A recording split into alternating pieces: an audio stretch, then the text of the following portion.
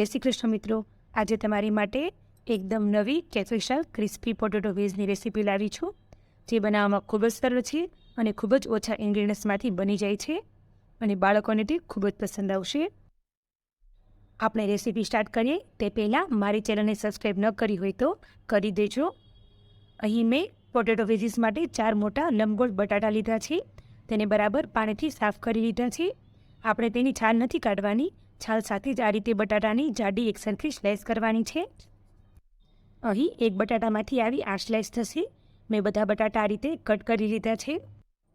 મેં અગાઉ જ પાણી ગરમ કરવા મૂકી દીધું હતું.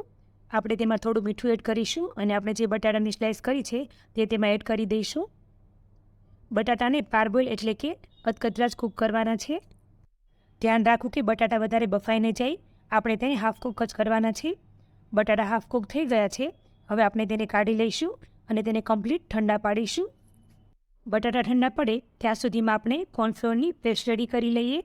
તે માટે મેં અહીં 4 ચમચી જેટલો કોર્નફ્લોર લીધો છે. તમે કોર્નફ્લોરની જગ્યાએ મેંદાનો પણ યુઝ કરી શકો છો. કોર્નફ્લોરમાં અડધી ચમચી જેટલો મરી પાવડર, અડધી ચમચી જેટલો ઓરેગાનો, અડધી ચમચી જેટલો ચીલી ફ્લેક્સ અને ટેસ્ટ પ્રમાણે મીઠું એડ કરીશું અને બરાબર તેને મિક્સ કરી લઈશું. હવે આપણે તેમાં થોડું થોડું પાણી એડ કરતા જઈશું. પાણી થોડું થોડું એડ કરવાનું છે, એકસાથે નથી એડ કરવાનું. અને તેની પેસ્ટ રેડી કરી લઈશું. પેસ્ટ રેડી થઈ ગઈ છે. આ પેસ્ટમાં બટાટાને બરાબર ડીપ કરી લેવાના છે અને પછી આપણે તેને ગરમ તેલમાં એડ કરીશું. આ રીતે એક પછી એક સ્લાઇસ તેલમાં નાખીશું. બટાટાને હળવેથી તેલમાં નાખવાના છે, નહીં તો તેલના છાંટા ઉઠશે.